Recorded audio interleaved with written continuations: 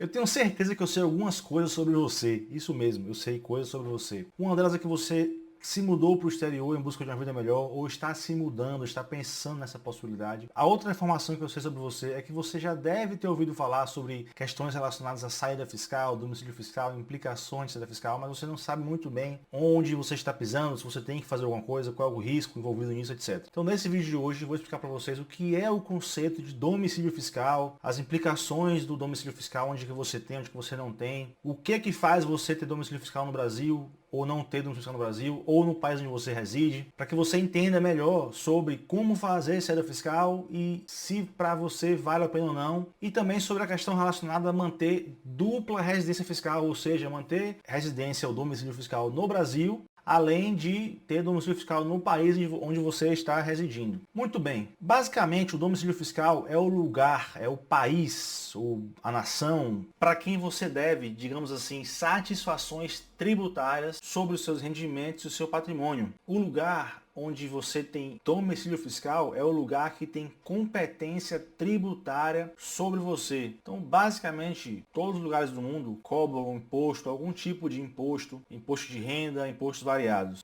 Só que se eu moro no Brasil, a Alemanha não pode me cobrar imposto. Eu não tenho nada a ver com a Alemanha, mas o Brasil pode. Então, o que é que define que o Brasil pode e a Alemanha não pode? O que define é que eu tenho domicílio fiscal no Brasil, residência fiscal no Brasil. Beleza, até aí tudo muito óbvio, não falei nenhuma novidade para você aqui. Só que o que define por que eu tenho no Brasil e não tenho na Alemanha? E como é que eu posso ter na Alemanha? É se eu for para a Alemanha, mas se eu for como turista, eu tenho que pagar imposto na Alemanha? Então tudo isso a gente vai explicar agora. Bem, basicamente a regra geral é que os países, eles adotam a seguinte lógica. Se você passa mais do que 183 dias dentro de um mesmo ano nesse país, você automaticamente é residente fiscal desse país. Por que 183 dias? Porque um ano tem 365 dias, então é impossível você passar mais do que 183 dias de um mesmo ano em mais de um país. Se você passou mais de 183 dias em um país dentro de um ano, você não passou essa quantidade de dias em mais nenhum outro país. E aí, ao ter domicílio fiscal nesse país, esse país começa a ter competência tributária sobre você, ou seja, ele adquire o direito, por exemplo, de pedir que você declare imposto de renda para ele, que você declare os seus ganhos, o seu patrimônio, que você pague imposto de renda sobre algum rendimento que você teve, se atingir um certo mínimo lá, a depender da regra do país. Só que aí existem, por exemplo, peculiaridades. Se você é um cidadão americano, você é domiciliado fiscal americano, independente de você morar ou não nos Estados Unidos. E aí a única forma de você deixar de ser um residente fiscal americano é se você deixar de ser um cidadão americano. É por isso que tem muitos bilionários americanos abrindo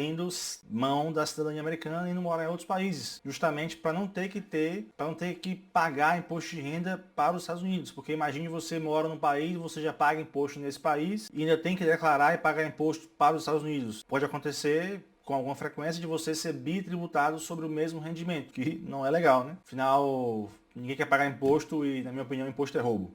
Mas o vídeo não é sobre isso. Meu lado libertário tem que, de vez em quando, se controlar um pouco mais. E aí existe o caso também do pessoal que é nômade digital. A pessoa que fica 3, 4, 5 meses num país, depois muda para outro país, sempre trabalha remotamente. Essa pessoa, como ela não tem domicílio fixo em lugar nenhum, e nunca passa mais do que 6 meses em lugar nenhum, ela acaba não sendo residente fiscal de lugar algum. Então ela, basicamente, não precisa pagar imposto de renda para ninguém, declarar imposto de renda para ninguém. Só que aí tem países, por exemplo, que falam, se você for cidadão desse país e você não tiver domicílio fiscal em lugar nenhum, então você tem domicílio fiscal aqui. É o caso, por exemplo, de, se não me engano, Canadá e Austrália. Tem países que eles adotam o imposto territorial, por exemplo, Singapura, Uruguai, Paraguai, Hong Kong. Esses países é o seguinte, se você tiver domicílio fiscal nesse país, ele vai te cobrar imposto de renda apenas sobre os rendimentos que você tiver originários nesse próprio país. Rendimentos vindos do exterior, ele não vai te cobrar imposto de renda, mesmo você tendo domicílio fiscal naquele lugar. O Brasil, por sua vez, que eu acho que é o que vocês querem saber aqui, ele não tem esse esquema de imposto territorial, ou seja, o Brasil tem interesse e competência tributária sobre os seus rendimentos de origem brasileira e de origem estrangeira. Então você, sendo um domiciliado fiscal do Brasil, você tem que prestar contas à Receita Federal Brasileira sobre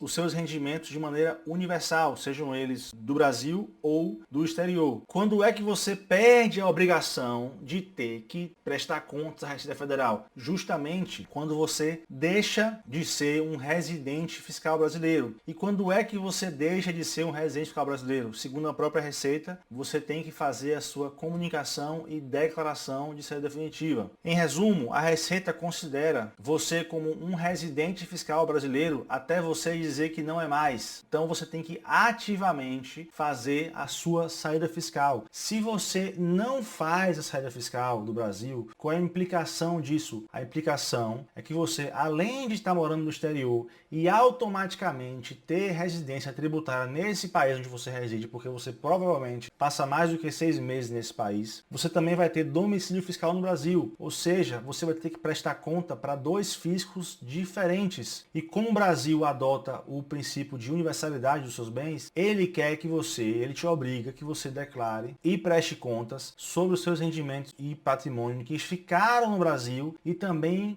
os do exterior. Muita gente adota certa lógica que é errada, do tipo, não, eu vou ter 2 vidas tributárias, eu só vou declarar no Brasil o que é o do Brasil e vou declarar no exterior o que é do exterior. Só que isso é completamente errado. Não é assim que funciona. Os seus bens transferidos ou não para o Brasil, o fato de você ter domicílio fiscal no Brasil já é um fato necessário para que o Brasil queira que você declare tudo. Você pode manter a dupla residência fiscal? Em tese não, porque a Receita fala que é obrigatório você fazer a saída fiscal. Só que se você não faz, por enquanto, a legislação não prevê o que acontece. Então, na prática, se você não dá a saída fiscal, você vai ser domiciliário fiscal do Brasil e do país onde você reside. E a implicação é essa. Então, você vai ter dupla residência fiscal. E aí você vai ter domicílio fiscal no Brasil, estando sujeito às normas tributárias da Receita Federal, o que em muitos casos não vai valer a pena. Por exemplo, se você mora num país que não tem acordo tributário com o Brasil para evitar dupla tributação, caso de Irlanda, Austrália, esses países já te cobram altos impostos. Se você reside em um desses países, por exemplo, recebe rendimento nesse país que você reside, paga imposto lá, você ainda tem que declarar isso para o Brasil, porque você também tem domicílio fiscal no Brasil. Só que para o Brasil é como se você não tivesse pagado imposto nenhum, porque o fato de você pagar imposto na Austrália, na Irlanda, para ele não vale de nada. Afinal, a Austrália e a Irlanda não tem nenhum acordo tributário com o Brasil para evitar dupla tributação. Então, nesse caso, você vai ser bitributado. Imagina pagar, sei lá, 40% de imposto na Irlanda e mais 20% de imposto, 27,5% de imposto no Brasil,